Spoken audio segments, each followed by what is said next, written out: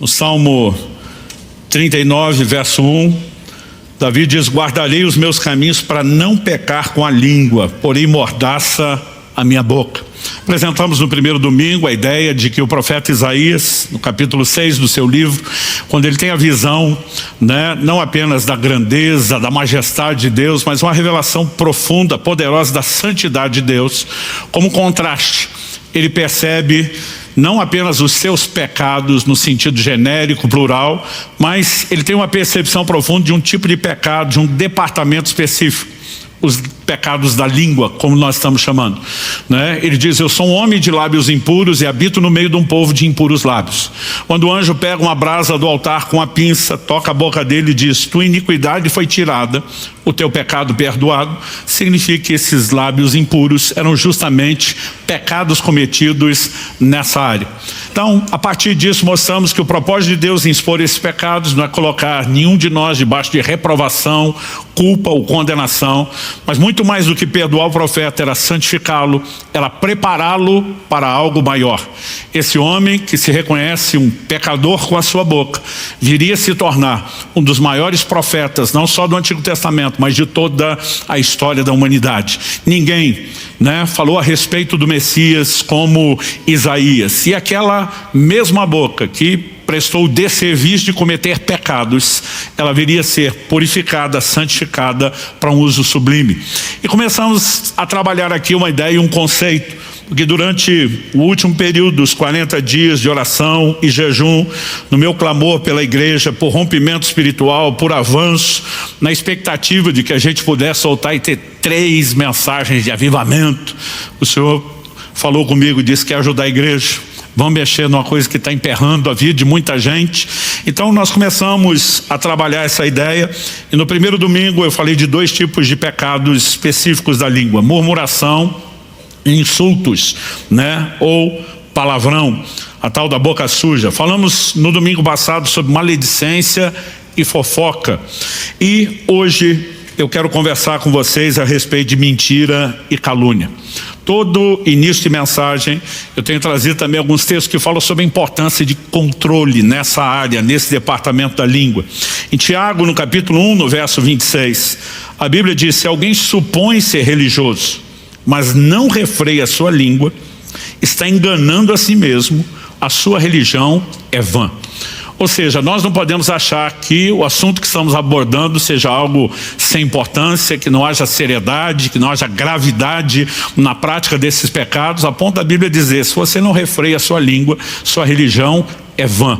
Então, nós precisamos permitir que a nossa língua, como todas as outras áreas da nossa vida, também se converta. E hoje eu quero tomar como ponto de partida da mensagem de hoje Colossenses capítulo 3, versículos 9 e 10. O texto diz assim: não mintam uns aos outros, uma vez que vocês se despiram da velha natureza com as suas práticas e se revestiram da nova natureza, que se renova para o pleno conhecimento, segundo a imagem daquele que o criou. Bom, nós temos em primeiro lugar uma ordem sobre não mentir, não mintam uns aos outros. Mas há um argumento que sustenta a razão pela qual eu e você não podemos mentir, E ele fala da experiência do novo nascimento, que envolve a regeneração, envolve mudança de natureza. Em 2 de Pedro, capítulo 1, verso 4, a Bíblia diz: para que vos torneis participantes da natureza divina.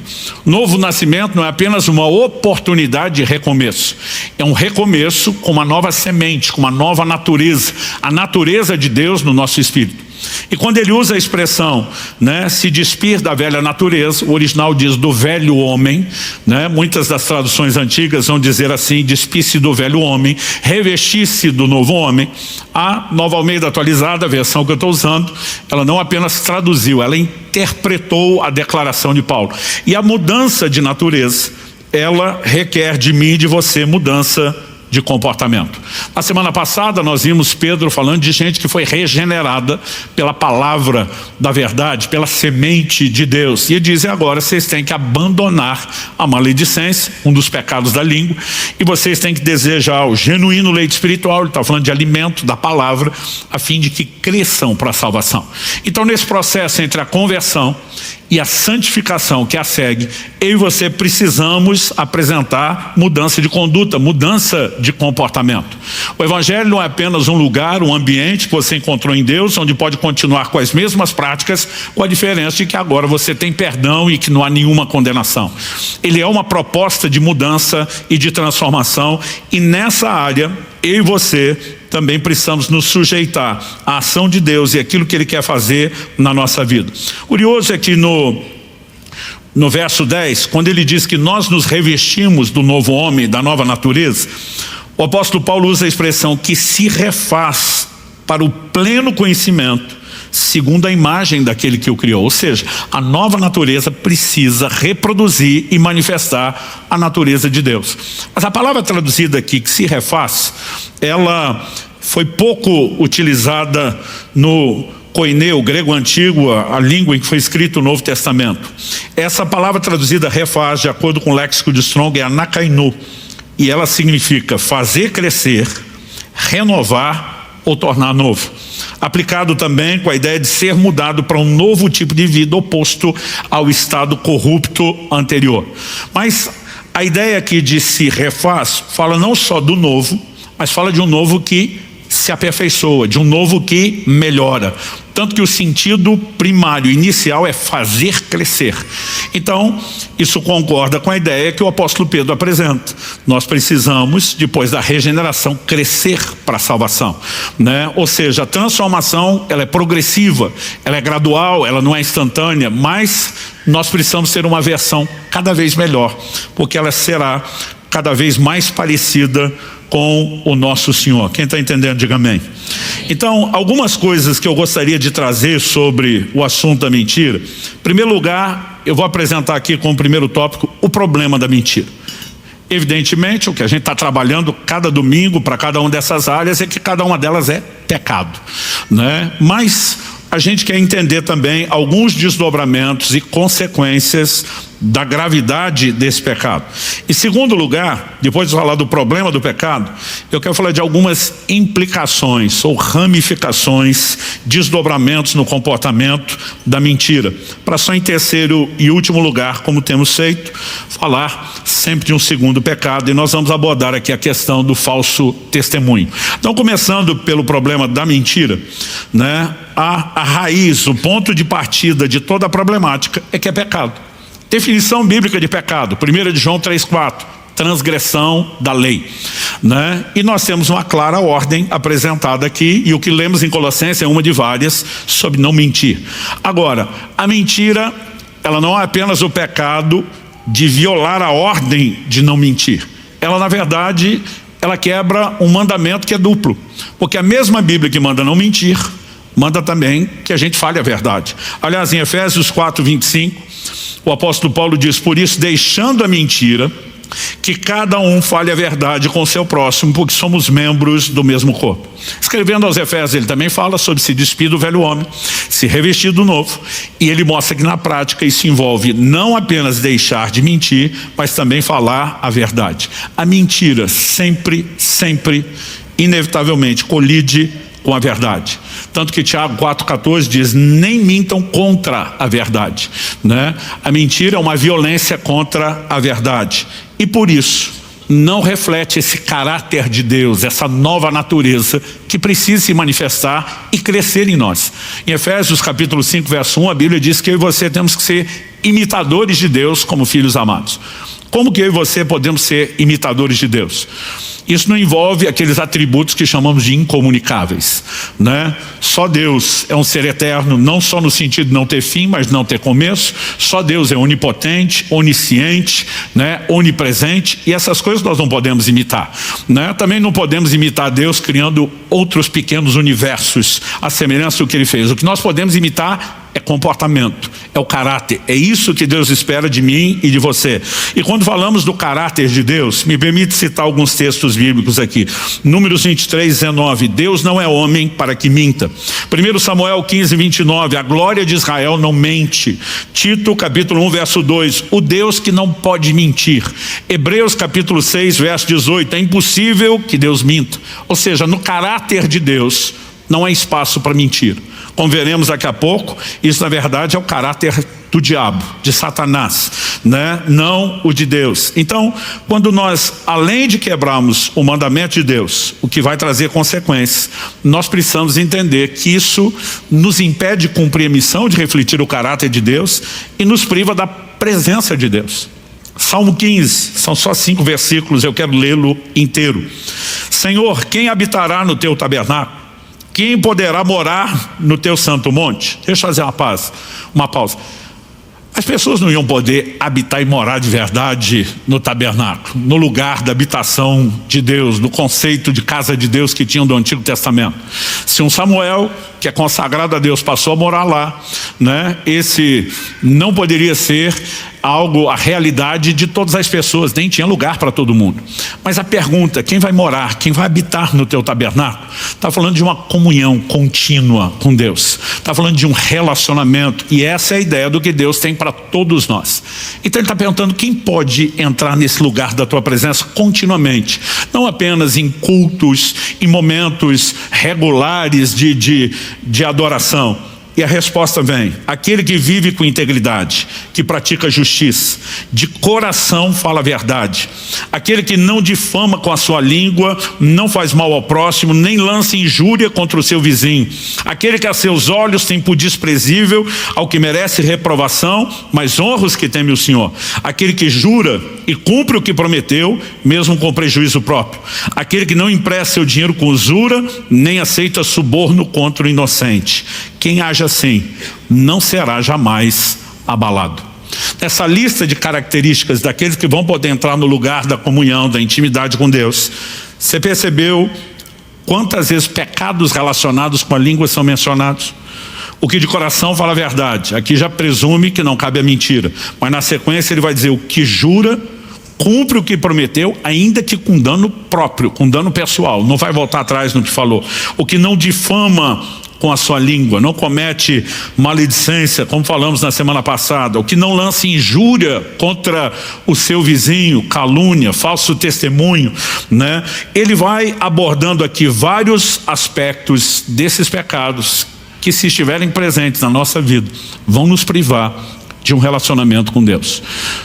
Isaías 59 diz que as nossas iniquidades fazem separação entre nós e o nosso Deus, todas elas, mas sempre, à medida que a gente vai olhando, estudando as Escrituras, o lugar, o peso de seriedade, gravidade que os pecados da língua têm, não podem ser ignorados.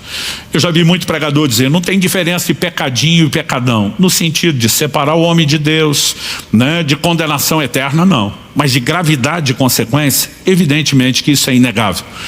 Então, por exemplo, o Senhor Jesus mesmo disse a Pilatos, quem me entregou a ti, maior pecado tem. Quando ele usa a expressão maior pecado, não dá para dizer que tudo é igual. Quando a Bíblia diz lá em 1 Samuel 2, que os filhos de Eli, que o pecado que eles cometiam contra o Senhor era grande, não dá para dizer que é tudo igual no sentido de consequência. Alguns aspectos onde você pode dizer, existe uma gravidade, né? Existe consequências diferenciadas, e sempre que falamos dos pecados da língua, eles estão arrolados nas Escrituras entre aquilo que a gente pode dizer que são as piores categorias de pecado. A advertência feita por Jesus também sobre aqueles que não cumprem o que falam. Em Mateus 5,37, depois nós vamos ler esse texto no contexto mais abrangente, mas Jesus diz que a palavra de vocês seja sim, sim, não, não. E diz o que passar disso vem do maligno. Então vamos olhar para a seriedade do assunto. A mentira é obra do diabo e a advertência bíblica é clara. Efésios 4,27 diz, não deis lugar ao diabo. Né? Quando eu e você cedemos espaço para a prática da mentira nas nossas vidas, nós estamos desconectando de Deus, da expressão do seu caráter, estamos abrindo espaço para a atuação maligna. Pastor, não é exagero falar isso? Não. Em João 8,44, Jesus diz assim a alguns judeus dos seus dias: vocês são do diabo, que é o pai de vocês, e querem satisfazer os desejos dele. Ele foi assassino desde o princípio e jamais se firmou na verdade, porque nele não há verdade. Quando ele profere mentira, fala do que ele é próprio, porque é mentiroso e pai da mentira. Ou seja, se a verdade é a expressão do caráter de Deus, a mentira é a expressão do caráter de Satanás. E Jesus diz: quem mente está agradando o seu pai. A ideia de ser filho na Bíblia, né, fala não apenas de reproduzir a natureza, como também comportamento, né? Nós não podemos ser inocentes a ponto de achar que a prática do pecado não nos expõe a influência maligna. Falei no primeiro domingo da série, citando o texto de Tiago, capítulo 3, repeti isso semana passada, né? Ele diz que a língua é inflamada pelo inferno. Ou seja, o reino das trevas tenta exercer influência naquilo que eu e você falamos. E pensa num reduto, num lugar de controle, né, que o reino das trevas vai disputar. Até porque Tiago diz: se não tropeçar nessa área, vai vencer nas outras. O que pressupõe, se falhou nessa área, vai desandar a maionese em todas as outras, né? E nós precisamos reconhecer, a Bíblia fala de influência maligna. 1 Reis, capítulo 22, nos mostra que nos dias de Acabe, ele está para sair à guerra, ele reúne os profetas, que estão todos, centenas deles, dizendo: pode ir à batalha, o Senhor está contigo, você vai vencer. O rei de Judá, que está junto com ele nessa campanha, está desconfiando daquilo tudo e diz: não tem nenhum outro profeta aqui que a gente possa consultar? Tem um, mas ele nunca fala o que eu quero ouvir. O rei de Judá, que era temente a Deus, diz: vamos chamar esse. E quando Micaías, o profeta Micaías é chamado e chega, olha o que ele diz. Eu vou ler dos versos 19 ao 23 de 1 Reis 22. Micaías prosseguiu: portanto, ouça a palavra do Senhor. Viu o Senhor assentado no seu trono, e todo o exército do céu estava junto dele, à sua direita e à sua esquerda. Deixa eu fazer uma pausa. Todo o exército do céu, uma referência aos seres angelicais. Mas quando a Bíblia diz à direita e à esquerda, o conceito que se repete ao longo de toda a Bíblia, recorrente, é grupo bom e grupo ruim. Quando Jesus fala do julgamento das nações, a Bíblia diz que ele vai colocar as ovelhas à direita, os cabritos para a esquerda. É sempre uma divisão que está sendo mencionada com propósito. Então ali você tem anjos eleitos e anjos caídos, todo o exército do céu, à direita e à esquerda. Então o Senhor perguntou: quem enganará Acabe para que vá e seja morto em Ramote de Gileade? Um dizia uma coisa, outro dizia outra coisa. Então o espírito saiu, se apresentou diante do Senhor e disse: eu o enganarei. O Senhor perguntou: como? Ele respondeu: sairei e serei um espírito mentiroso na boca de todos os profetas do rei. As traduções mais antigas dizem um espírito de mentira. Então o Senhor disse: você conseguirá enganá-lo, vá e faça assim. E agora eis que o Senhor pôs esse espírito mentiroso na boca de todos esses seus profetas, e o Senhor declarou que um mal vai lhe acontecer. Aquela é a batalha onde Acabe finalmente é morto, é julgado por todos os seus pecados. Mas esse profeta tem uma visão clara e ele entende, né? Esse espírito de mentira, você pode ter certeza, não era do grupo dos bons, né? Mas Deus está expondo Acabe por todos os seus pecados, uma sentença e um juízo maligno, né? Nós precisamos entender isso. Quando Saul é sentenciado e julgado por Deus, a Bíblia diz: um espírito maligno da parte do Senhor. Não quer dizer que o espírito maligno é do time dos céus, mas com autorização, permissão divina, está podendo bagunçar a vida de Saul. Gente, se existe uma definição de um espírito de mentira, a pergunta a ser feita é: quando eu e você nos entregamos a essa prática, a que, espiritualmente falando, nós estamos nos abrindo e nos expondo? Qual tipo de influência? E a Bíblia é clara sobre não dar lugar ao diabo. Além de tudo isso, que acredito já é grave o suficiente, nós temos a condenação anunciada aos mentirosos, que é exatamente a mesma anunciada aos assassinos, aos imorais, aos idólatras. Apocalipse 21:8 diz: quanto porém aos covardes, aos incrédulos, aos abomináveis, aos assassinos, aos imorais, aos feiticeiros, aos idólatras e a todos os mentirosos, a parte que lhes cabe será no lago que está queimando com fogo e enxofre, a saber, a segunda morte. De vez em quando a gente repreende um crente ou outro e fala: não, mas é a mentirinha branca. Eu digo: vai nessa. Eu digo: mas vai sabendo para onde você está indo, e qual que é o seu final, e qual que é o seu destino. Não há como tentar ignorar, tapar o sol com a pena. Mas pastor, no mesmo peso de um assassino, há motivos para isso. Um deles É o que Tiago nos diz lá no capítulo 2, versos 10 e 11, que a obediência à lei divina ela não pode ser parcial, não adianta obedecer numa área e tropeçar na outra. Tiago diz, pois quem guarda toda a lei, mas tropeça em um só ponto, se torna culpado de todos. Porque aquele que disse não cometa adultério, também ordenou não mate. Ora, se você não comete adultério, porém mata, acaba sendo transgressor da lei. Vamos ampliar o que Tiago falou dentro da lógica dele. Aquele que disse não adultere, não mate, também disse não minta. E de alguma forma a gente acredita que está tudo bem evitar os outros, mas que está tudo bem eu e você brincarmos com a ordem sobre não pecar. E eu quero te dizer, não está bem. E os pecados da língua são considerados nas escrituras graves. Mas vamos falar um pouco das implicações ou desdobramentos da mentira. A mentira tem ramificações e desdobramentos, incluído o falso testemunho, que eu já vou falar dele. Mas há dois aspectos que acredito muitas vezes a gente não está relacionando com a mentira, mas que a Bíblia cria uma relação muito forte. Um deles é a quebra de promessas de uma palavra empenhada, e o outro é a hipocrisia. E se tem um terreno onde a hipocrisia pode ser cultivada, é justamente no ambiente de religiosidade no qual eu e você estamos inseridos. Então, embora a mentira não engane a Deus, Deus conhece todas as coisas. Ainda assim, Atos 5 vai falar que Ananias e Safira estavam mentindo contra Deus, não que Deus vai cair, né, no conto ou na mentira. Aliás, fico pensando, como é que alguém pode imaginar que dá para mentir para Deus? A Bíblia diz, quando o anjo do Senhor, com outros dois anjos, visita Abraão e anuncia, daqui a 1 ano você vai ter um filho, a Bíblia diz que Sara, que estava do lado de dentro da tenda, riu. Porque tem hora que não é só difícil de acreditar em algumas coisas que Deus fala, tem hora que parece piada mesmo, né? E a Bíblia diz que ela riu, mas o Senhor menciona que Sara riu. Ele não está no campo de vista, mas ele conhece tudo, não há nada que fuja aos seus olhos. E Sara nega, não, eu não ri. Eu digo, da onde alguém tira a ideia de que dá para discutir com Deus e convencê-lo, né, de que aquilo que você fez não é o que você fez e você tentar inventar uma outra versão? É impossível. Mas quem está habituado à prática, simplesmente na hora de tentar se safar, ele vai recorrer, vai lançar mão daquilo, muitas vezes sem nem pensar. Mas ainda que a mentira não engane a Deus, às vezes ela se mostra eficaz em enganar as pessoas. Mas eu costumo dizer não por muito tempo. Porque o próprio Jesus disse, não há nada oculto que não há de ser descoberto. Mentira tem prazo de validade, gente. É só uma questão de tempo. Já dizia o ditado popular, por mera observação, constatação da realidade. A mentira tem pernas curtas, não vai muito longe. Em algum momento acaba sendo exposta, né? E Deus faz questão de trazer isso à tona.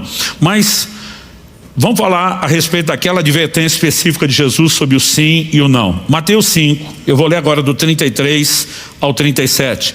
Vocês também ouviram o que foi dito aos antigos. Aqui uma referência à lei de Moisés no Antigo Testamento. Não faça juramento falso, mas cumpra rigorosamente para com o Senhor o que você jurou. Eu, porém, lhes digo, a nova lei da nova aliança, não jurem de modo nenhum. Nem pelo céu, por ser o trono de Deus, nem pela terra, por ser estrado de seus pés, nem por Jerusalém, por ser a cidade do grande rei. Não jure pela sua cabeça, porque você não pode fazer com que um só cabelo fique branco ou preto. Que a palavra de vocês seja sim, sim, não, não. O que passar disso vem do maligno. Pastor, por que havia o juramento na antiguidade? Porque as pessoas queriam inspirar confiança. Juravam por algo maior, solene, sagrado, para dizer, eu não sou doido de brincar com aquilo que eu estou falando. Jesus está dizendo, lá atrás foi exigido que você cumprisse o juramento. Agora preste atenção, não é para jurar mais. Tudo que sair da sua boca tem que ter peso de juramento. Então não é para ninguém jurar. Se você falar sim, tem que ser sim. Se você falar não, tem que ser não. Eu já falei isso algumas vezes, vou repetir. Talvez o versículo da Bíblia que meus filhos mais ouviram dentro de casa enquanto crescia foi a declaração do Salmo 15, aquele que jura e com dano seu não muda. Falou, tem que cumprir. Não, mas é que eu dizia, não é mais, é uma questão de caráter. Você falou, tem que sustentar. Jesus deu peso ao ensino disso. Os apóstolos replicaram o ensino de Jesus e falavam sobre isso. O que Paulo diz em 2 Coríntios 1, 17, 18. Ora, ao querer isso, será que agir com leviandade? Ou ao tomar decisões, será que decido segundo a carne? De modo que haja em mim simultaneamente o sim, sim e o não, não. Mas como Deus é fiel, fiel com a sua palavra, fiel, né, a ponto de nunca mentir, a nossa palavra dirigida a vocês não é sim e não. O que Paulo está dizendo é: nós somos imitadores de Deus, nós replicamos o caráter de Deus, nós não somos loucos de brincar a ponto de ter o sim e o não simultaneamente. Tiago, capítulo 5, verso 12. Tiago é um dos irmãos do Senhor. A Bíblia diz: acima de tudo, meus irmãos, não jurem nem pelo céu, nem pela terra, nem por outra coisa qualquer, mas que o sim de vocês seja sim, que o não de vocês seja não, para que vocês não incorram em condenação. Todos os apóstolos, aquela primeira geração de crentes, levou muito a sério o ensino de Jesus. O que me faz perguntar: o que nos dá o direito de ficar relativizando isso? Os votos e compromissos de aliança deveriam ser vistos com mais seriedade. Josué, capítulos 9 e 10, não dá para a gente ler a história toda, mas nós temos um episódio específico envolvendo os gibeonitas. Deus tinha exigido, tanto de Moisés como depois de Josué, que eles não fizessem aliança com os cananeus, com os povos da terra prometida.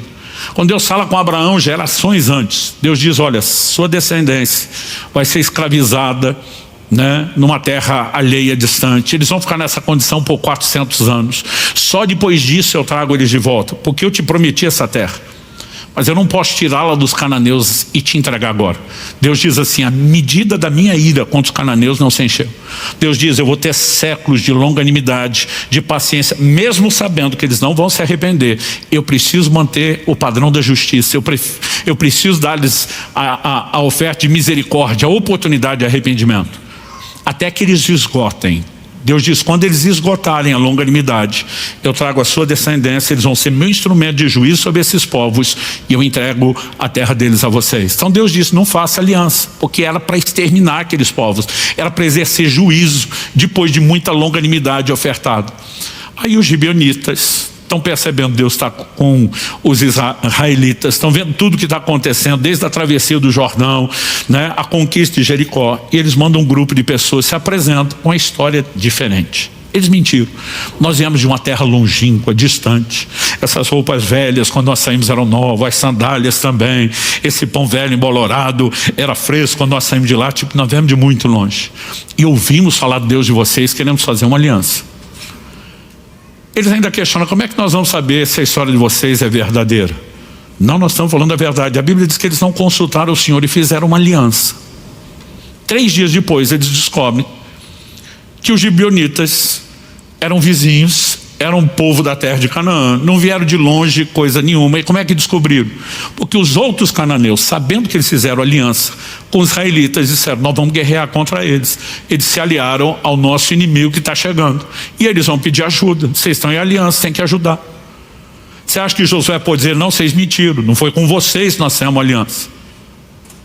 Deus disse para Josué: devia ter me consultado antes para não cair na conversa. Agora vai ter que honrar a aliança firmada. E deixa eu te dizer, quando ele luta pela aliança que nem deveria ter firmado, é o momento que ele vê sol parar, é o momento que ele vê Deus mandar granizo, pedra do céu em cima dos inimigos. Porque se tem algo que vai nos permitir ver Deus lutar do nosso lado, é quando nós vamos lutar por uma aliança feita. Séculos depois, Saul, o primeiro rei, a Bíblia diz: no zelo pelo Senhor, bem intencionado, porém na ignorância, começou a matar os gibeonitas na terra. Nos dias de Davi, o próximo rei, tem maldição sobre a terra, uma fome. A Bíblia diz que Davi vai consultar o Senhor, e Deus diz: essa maldição é por causa do sangue dos gibeonitas que Saul derramou. A aliança foi quebrada. Nós estamos falando de séculos depois. Deus está dizendo: vocês não têm direito de quebrar a aliança, e não tem forma de quebrá-la sem que haja consequência. Então agora me ouça com muita atenção. Mesmo no meio cristão, nós temos visto uma banalização dos votos do casamento que me assusta. Tem um monte de gente dizendo: não, mas disse que era uma coisa e eu descobri que era outra. Eu digo: você tinha que ter consultado ao Senhor antes de fazer aliança. Firmou aliança diante de Deus, lute por ela. Se você lutar por ela, vai ver Deus lutar do seu lado. Deus está disposto a fazer parar o sol, cair granizo, para te ajudar a lutar para que essa aliança funcione. Agora, se fez, honre. Se desonrar, saiba de uma coisa: vai estar debaixo de maldição e colher consequências.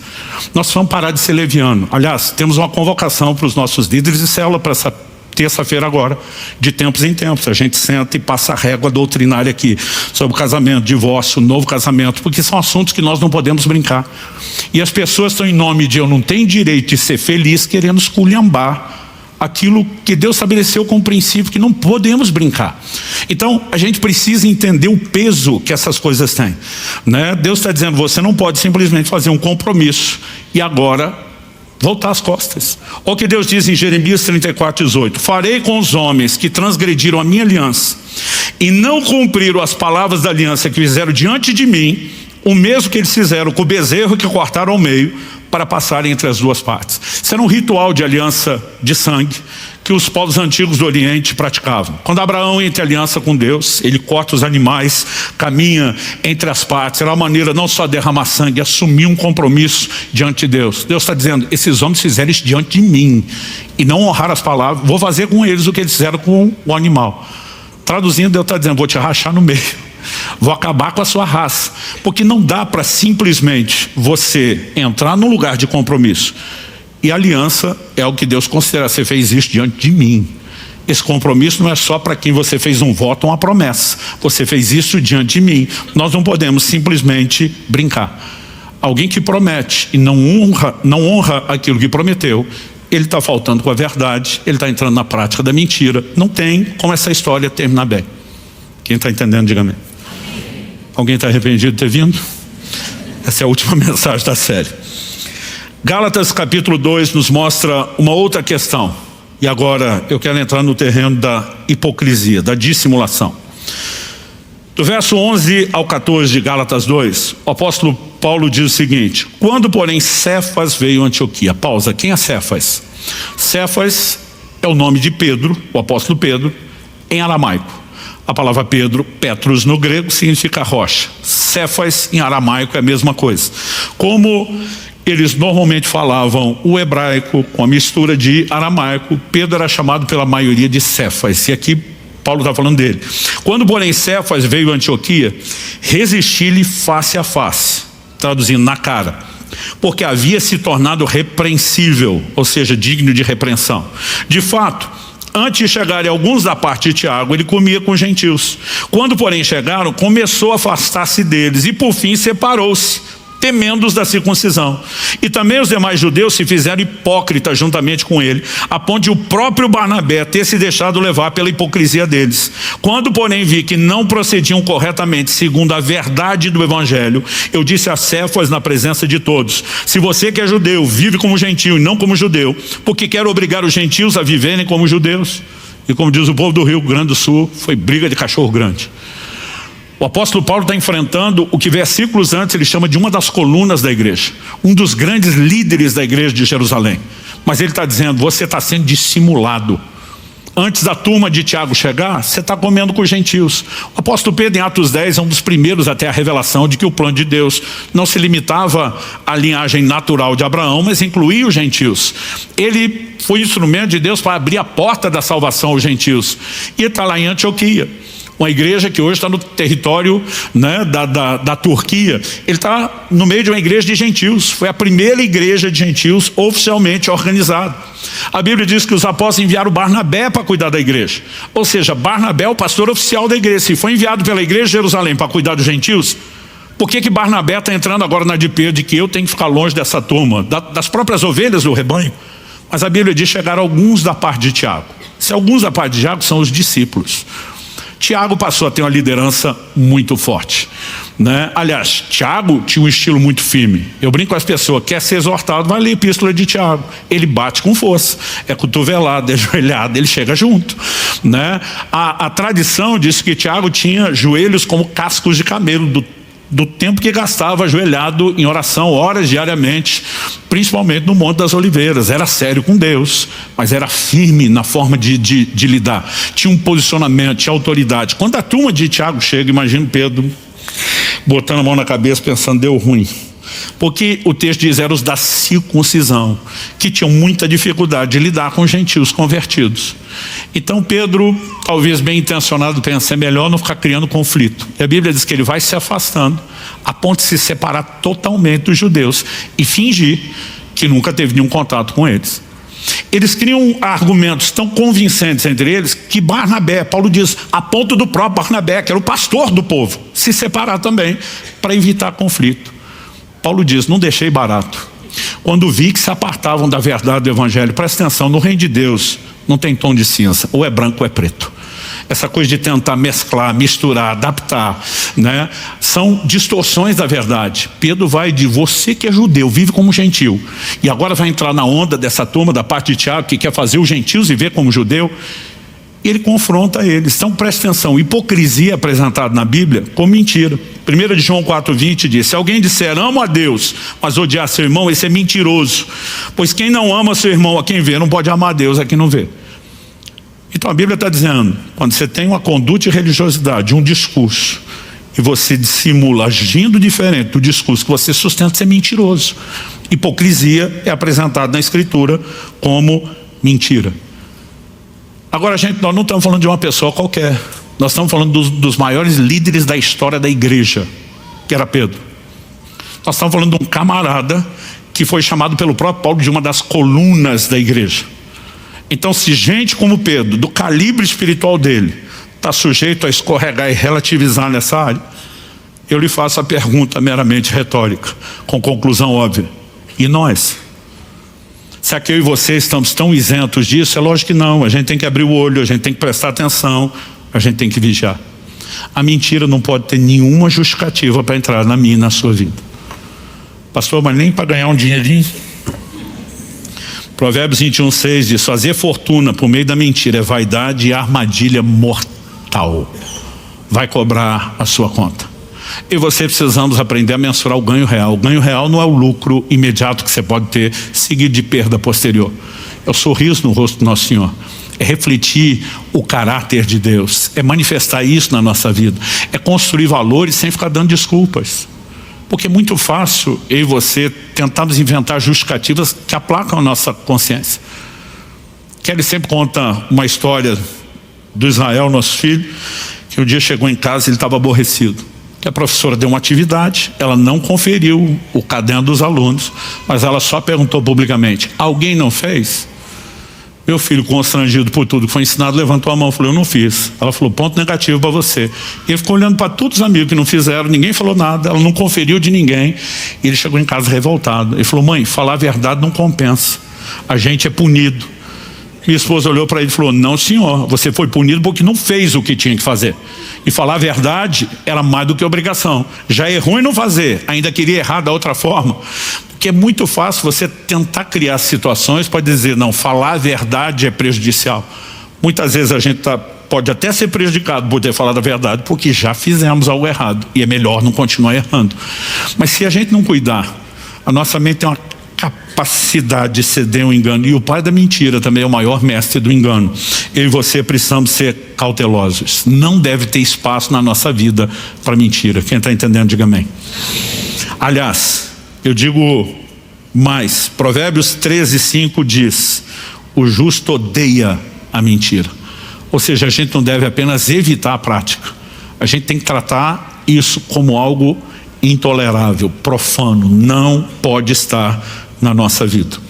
Terceiro e último lugar, vamos falar da questão do falso testemunho, que é o nono dos 10 mandamentos, do decálogo que Deus por meio de Moisés deu à nação de Israel. Êxodo 20:16 diz: não dê falso testemunho contra o seu próximo. É o nono mandamento. Pastor, qual a diferença entre a mentira e o falso testemunho? O falso testemunho não é mentira? Também. Mas ele não é apenas mentira. Ele é uma mentira agregada de maledicência, né, de intentos injustos contra pessoas inocentes. É uma maneira não apenas de atacar. Existe todo um linguajar técnico. Aliás, no primeiro domingo eu anunciei que o tema da última mensagem seria mentira e calúnia, né? Já mudei calúnia para falso testemunho, porque quando você olha as definições do nosso Código Penal, tem diferença de calúnia, tem diferença de calúnia para injúria e, né, inclusive para aquilo que eu e você podemos classificar aí com outros nomes como difamação. E os aspectos são: o que eu estou falando imputa crime ou não imputa crime? É verdade ou não é verdade? É opinião ou não é opinião? Todos vão agredir alguém e quebram um princípio bíblico. Mas acredito que entre as piores práticas está o falso testemunho. Porque o falso testemunho é uma deliberada mentira. Ele viola todos os princípios da justiça, porque atribui culpa a alguém que você sabe que é inocente, e você você não, hipoteticamente, a pessoa que faz isso só o faz para tentar lucrar com a situação. Quando você olha o combo de princípios sendo quebrados, é uma ampliação da mentira, né? Alguns, na cabeça deles, pensam assim, não, mentir apenas para me safar, não quero fazer mal para ninguém, só estou tentando diminuir minha consequência. Mas aqueles que mentem intencionalmente para prejudicar as pessoas e agravam ainda mais o seu pecado. Então o falso testemunho, ele fere pessoas, não apenas na honra, na integridade, nas emoções. Ninguém quer ser vítima de falso testemunho, de calúnia, né, de injúria. Provérbios 25, 18 e 19 diz: martelo, espada e flecha aguda é o que levanta falso testemunho contra o seu próximo. Todas as coisas que ferem e machucam. Na sequência, o verso 19 diz: como dente quebrado e pé sem firmeza, assim a confiança numa pessoa desleal em tempo de angústia. Ou seja, de novo, a Bíblia apresenta esse tipo de comportamento, quando fala da pessoa desleal, como um desvio de caráter. Nós também precisamos entender, gente, que falso testemunho não é veredito. Quando você olha para o próprio Jesus, né? Aliás, eu reparei bastante lendo os evangelhos, não só os evangelhos, mas na leitura bíblica que eu gosto de fazer durante esse tempo de jejum e oração, quando preparava essas mensagens, fiquei de olho em quase tudo que a Bíblia dizia, né, sobre os pecados da língua. Mas também me chamou muito a atenção o quanto Jesus foi alvo de maledicência, né, de calúnia, de injúria, de difamação. É uma coisa assustadora o volume de registros que nós temos das pessoas falando contra Jesus. Mateus 26, 59 e 60 diz assim: os principais sacerdotes e todo o sinédrio procuravam algum testemunho falso contra Jesus, a fim de o condenar à morte, e não acharam, apesar de terem sido apresentadas muitas testemunhas falsas. A Bíblia diz que Pilatos sabia que o entregaram por inveja, sabia que estava mentindo. Eles estão manipulando gente para, vamos dar um jeito, né, de acabar com esse cara. Então nós não podemos simplesmente olhar para o falso testemunho e dizer isso é veredito. Não é. E caso se torne veredito em um tribunal humano, porque há exemplos bíblicos de falsas testemunhas se reuniram. No Antigo Testamento Deus dizia que toda a questão seria decidida pela boca de 2 ou 3 testemunhas. É por isso que ele advertia muito contra o falso testemunho, falava contra as consequências que teriam aqueles que fizessem essa prática. Mas você vai ter casos como o rei Acabe, que queria comprar uma terra anexa, né? A Bíblia diz que o dono não queria vender e Jezabel manda a carta para os anciãos da cidade: contratem os homens levianos, bote eles como testemunha, né? Para que esse homem seja morto, porque eu vou me apossar do campo, já que ele não quer vender. E a Bíblia diz que fizeram isso. Mas os profetas vão anunciar: o sangue desse homem está nas tuas mãos, somaram-se a todos os seus pecados, vocês vão ser julgados. Então pode até se tornar veredito num tribunal humano, mas um dia todos nós vamos estar diante de Deus. Jesus diz que nós vamos dar conta de cada palavra inútil que dissemos. Palavra inútil envolve murmuração, né? Palavra inútil envolve os insultos e um linguajar sujo. Palavra inútil envolve maledicência, envolve fofoca, mexerico, envolve mentira, envolve falso testemunho. Haverá prestação de contas, né? Agora, como que Deus tratava a seriedade do assunto aqui na terra? Deuteronômio 19, 16 a 21 diz: quando se levantar testemunha falsa contra alguém para o acusar de alguma transgressão, então os 2 homens que tiveram a demanda se apresentarão diante do Senhor. Essa frase diante do Senhor aqui é importante. Diante dos sacerdotes e dos juízes que houver naqueles dias. Os juízes examinarão o caso com cuidado. Se puder, repita comigo: examinar com cuidado. O texto diz: e se a testemunha for falsa, e tiver testemunhado falsamente contra o seu irmão, receberá o castigo que tinha em vista para o seu irmão. Assim exterminarão o mal do meio de vocês, para que os que ficarem ouçam, temam e nunca mais tornem a fazer semelhante mal no meio de vocês. Não olhem para ele com piedade, vida por vida, olho por olho, dente por dente, mão por mão, pé por pé. Se o juiz já era severo em tribunais humanos, por exigência de Deus, como que você acha que será no tribunal divino, quando eu e você estivermos diante dele? Provérbios 6, de 16 a 19, nos mostra que Deus odeia essa prática do falso testemunho.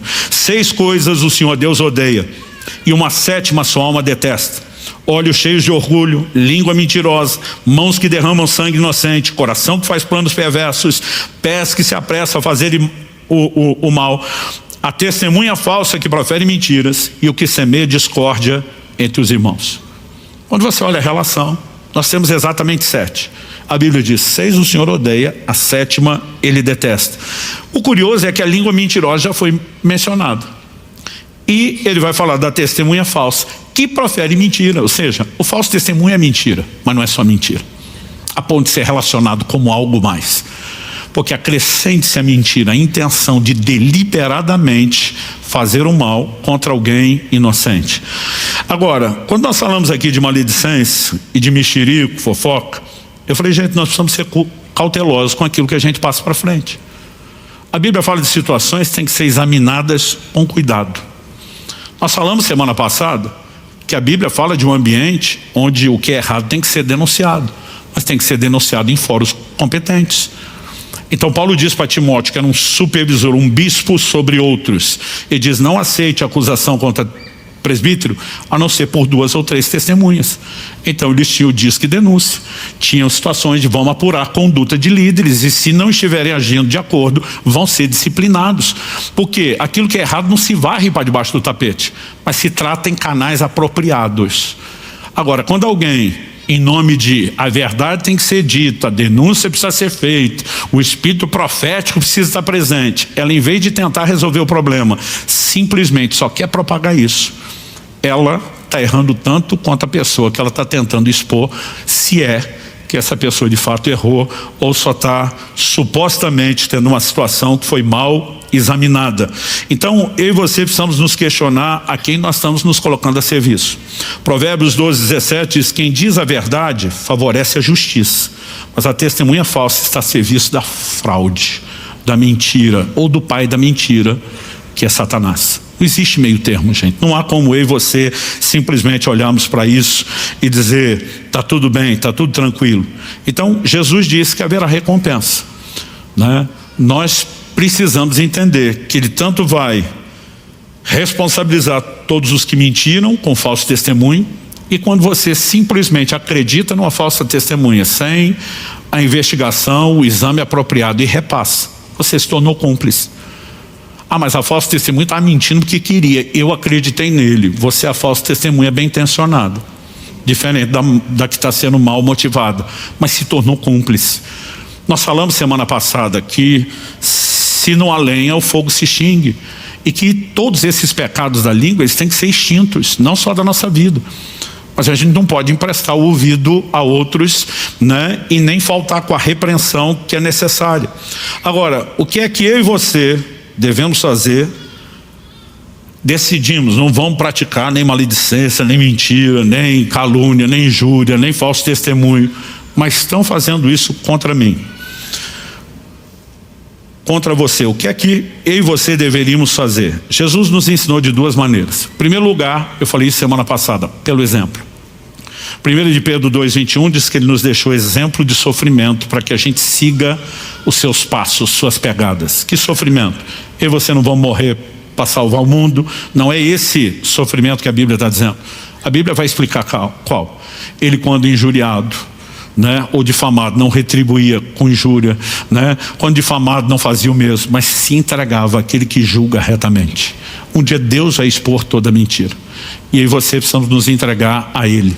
O erro dos outros não justifica o nosso, a maledicência dos outros não justifica a nossa, né? O falso testemunho de outros contra nós não nos dá o direito de nos rebaixar ao nível de velha criatura, né, de influência do pai da mentira que eles estão tendo. Nós precisamos nos entregar a um juiz. Jesus nos ensinou isso, por exemplo, mas ele também nos ensinou por orientação específica. Mateus 5:11-12. Bem-aventurados são vocês quando por minha causa os insultarem, os perseguirem, mentindo, disserem todo mal contra vocês. Alegrem-se e exultem, porque é grande a sua recompensa nos céus, pois assim perseguiram os profetas que viveram antes de vocês. Jesus nos chama a um posicionamento de alegria. Fala sério. Eu lembro quando meu filho Israel começou o período de corte, de romance oficial com a Priscila, que é filha do meu pastor Wade. E um dia, né, eles fizeram um post, estavam juntos, mal se tocaram na foto, estavam juntos na casa de oração lá nos Estados Unidos. A gente não deixava esses dois ficar sozinhos, até pela questão do bom testemunho que precisam dar, não só por controle. Havia todo um zelo. Alguém entra na foto que a Priscila postou e começa a esculhambar. Se fosse um de nós, já estava em disciplina, mas os filhos dos poderosos podem fazer o que quer. Pensa na treta, confusão. Aí os que estão querendo ajudar entram para defender, o negócio só piora. Quando aquele viu o que estava acontecendo, ligou para Priscila, falou: Priscila, você viu o tumulto que está no post? Ela falou assim: eu vi, você não vai deletar? Ela falou: eles devem ter o direito de falar o que eles acham e pensam. A Kelly falou assim: seus pais estão sabendo, para tipo assim, será que eles não vão dar o mesmo conselho que a gente, para pelo menos você deletar esses comentários e evitar que a confusão continue, né? Falei: não, a gente já conversou. Foi ela que falou com os pais ou foi você mesmo? Foi ela. E inclusive na hora eles estavam em viagem, estavam num hotel, e eles me disseram o que eles fizeram. Eles deram a mão e começaram a pular, dançar e fazer festa diante de Deus. A Kelly falou para mim: nós não somos crentes. Nós estamos aqui doidos para abafar a confusão e evitar que o mal, mas a gente não conseguiu, né, se alegar. Não é a resposta natural humana. Normalmente que nós vamos ter indignação. Indignação vem do fruto de que nós damos valor à integridade, sim, mas vem também de muito orgulho que nós temos da nossa própria integridade. E a gente precisa aprender a morrer. A gente não pode estar pregado na cruz com velcro, como eu falei semana passada, que está fácil sair. Agora Jesus falou: o motivo de alegria não é o mal que estão falando contra você. É saber que se você é inocente e não jogou o jogo, você vai ser galardoado e recompensado por Deus. Mas é saber também, quem está falando mal, você não precisa se defender. Um dia haverá juízo, tudo será exposto. E doido é aquele que acha que pode inventar uma história diferente, mesmo sabendo que um dia vai estar diante daquele que conhece todas as coisas, né? Então nós precisamos ter claro isso no coração. Haverá recompensa para quem mente, para quem dá falso testemunho, mas também as vítimas que não se defenderem e a semelhança de Jesus se entregaram ao que julga retamente, serão julgadas e defendidas por Deus. Basta eu e você mantermos a consciência limpa. Paulo diz em Gálatas 1:20: ora, a respeito do que estou escrevendo a vocês, afirmo diante de Deus que não estou mentindo, né? Paulo está dizendo: eu envolvo o nome do Senhor, o justo juiz, aquele que conhece todas as coisas. É para ele que eu vou prestar conta. Eu não sou louco de brincar com ele. Quer confiar? Confie. Não quer? O problema é de vocês. Mas o importante é que eu e você estejamos com a consciência tranquila. Para encerrar, eu quero só destacar um pouquinho mais a gravidade desse pecado, do falso testemunho. Através do profeta Jeremias, Deus diz, Jeremias 6:28, todos, está falando da nação de Israel, todos são mais do que rebeldes e andam espalhando calúnias. Deus diz, eles não são só rebeldes, estão em outro nível. O rebelde está aqui. Eles conseguiram ganhar dos rebeldes. Eles espalham calúnias. Gente, rebeldia já não é algo que você possa olhar e dizer é simples. 1 Samuel 15:23, o profeta Samuel diz da parte de Deus para Saul que a rebelião é com pecado de feitiçaria. Então o cara está no nível rebeldia, já está igualado ao feiticeiro, aos olhos de Deus. Agora, quem é mais do que rebelde, está pior que o feiticeiro. E Deus diz, o que espalha calúnias é mais do que rebelde. Nós não podemos simplesmente ignorar isso. Então, eu quero concluir, não só a mensagem de hoje, mas a série, te chamando a pensar em algo que Deus tem falado muito forte comigo.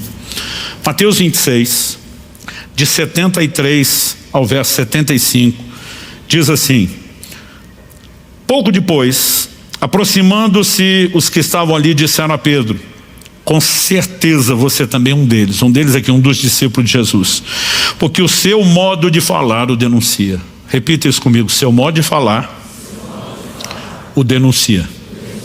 Então vamos fazer uma pausa. Esse é o momento onde Pedro está negando a Jesus na entrada do Sinédrio.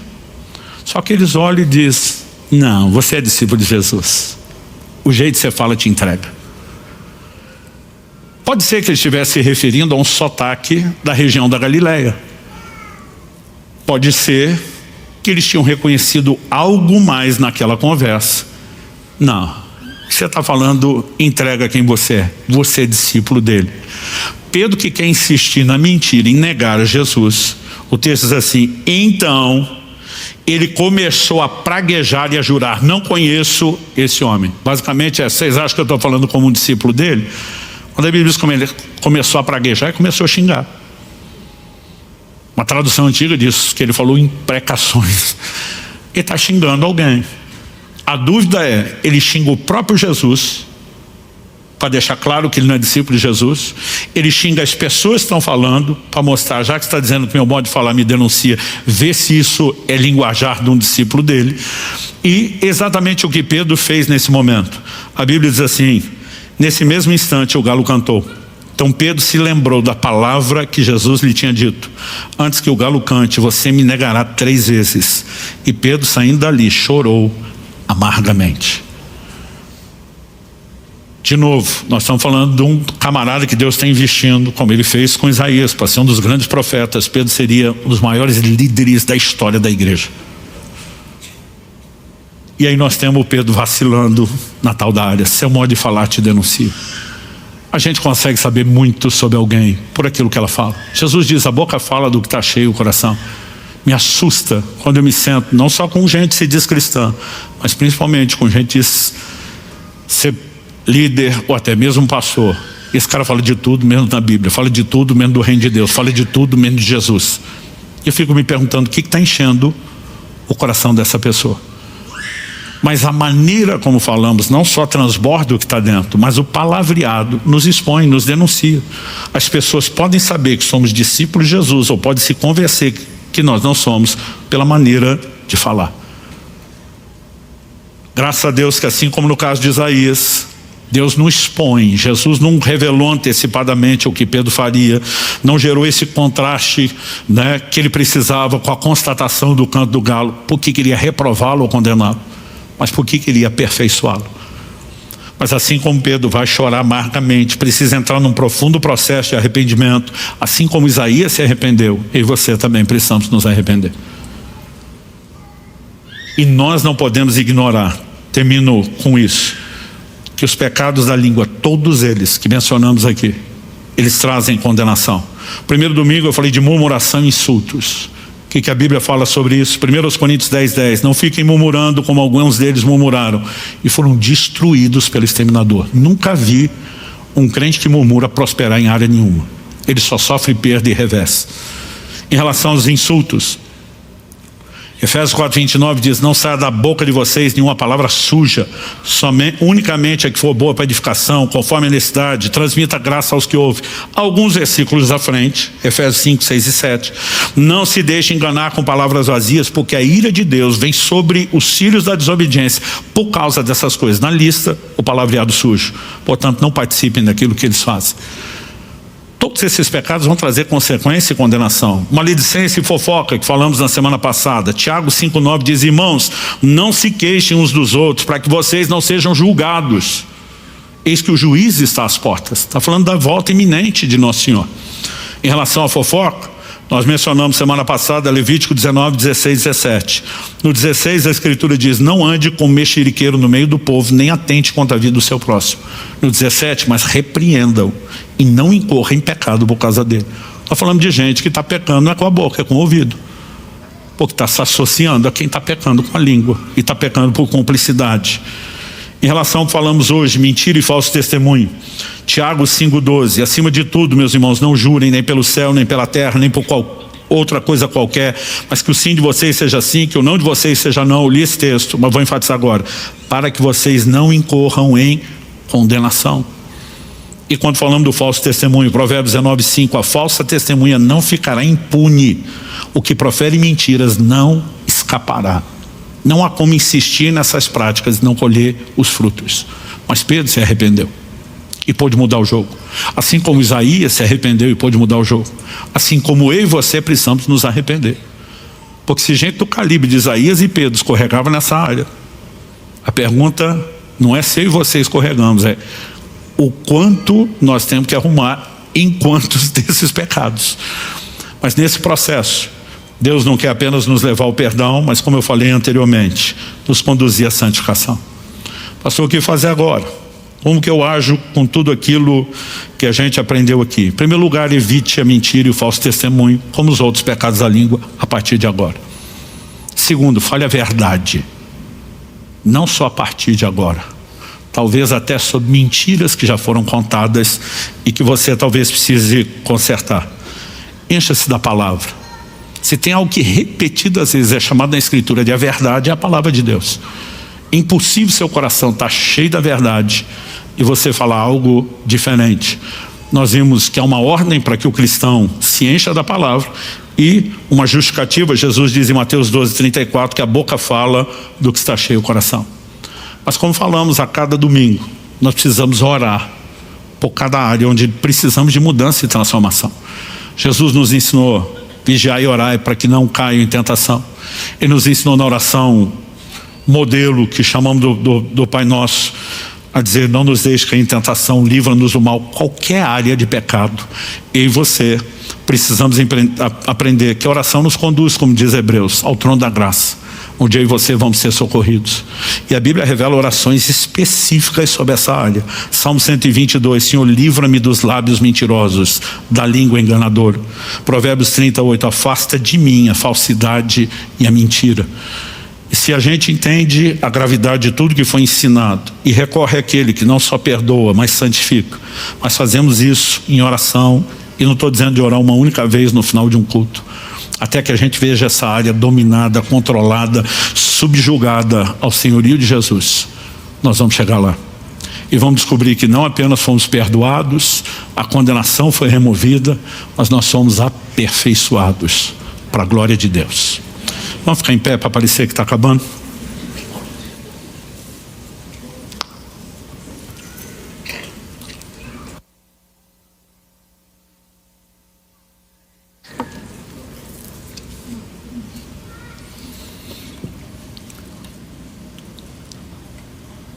Meu Deus, eu oro com cada um dos meus irmãos e irmãs, os que estão conosco nessa reunião presencial, aqueles que nos acompanham online, seja nesse momento ao vivo ou posteriormente no formato gravado.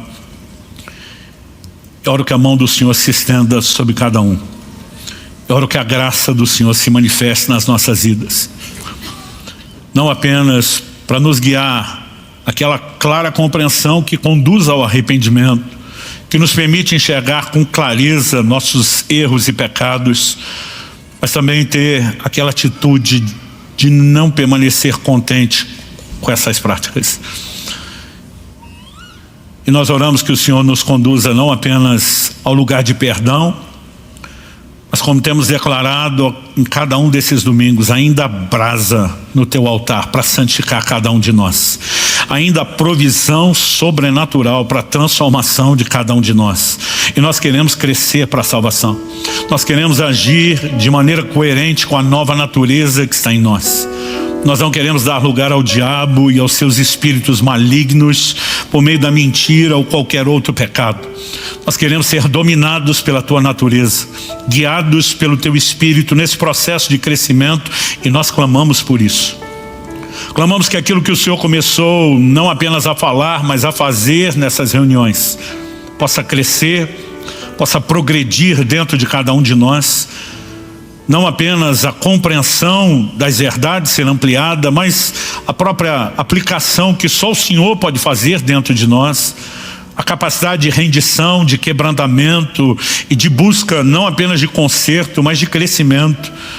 Que isso tudo seja fruto não apenas de uma resposta da nossa parte, mas principalmente da tua graça que nos provoca a agir e que se intensifica quando nos abrimos ao Senhor.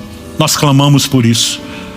Oramos que ninguém saia desse lugar debaixo de culpa, condenação, que o diabo não engane ninguém com sentimento de reprovação, porque o Senhor não expõe a seriedade desse assunto para nos levar a esse tipo de reação, mas pelo contrário, o Senhor o faz para nos chamar para perto de si, para o conserto, para a transformação. E eu oro a Deus por um toque único, singular, poderoso, sobrenatural do Senhor nas nossas vidas. Nós oramos por um novo tempo, onde haja não só uma nova maturidade na compreensão, como também na implementação desses princípios de forma prática. Ajuda-nos, Senhor, não apenas a romper e a vencer nessas áreas, mas também ajuda-nos a ajudarmos-nos uns aos outros, a estendermos a mão, a também confrontarmos em amor aqueles que à nossa volta ainda tropeçam, e que possamos exercer essa ajuda mútua no crescimento na fé, naquele tipo de conduta que te honra, te exalta e te glorifica. Nós oramos em nome de Jesus, abençoamos cada um deles e declaramos que haverá rompimento, haverá crescimento espiritual, haverá avanço e progresso nessas áreas, em nome de Jesus e para a glória de Deus. Se você crê e concorda, diga amém. Se você recebe essas palavras, diga eu recebo em nome de Jesus.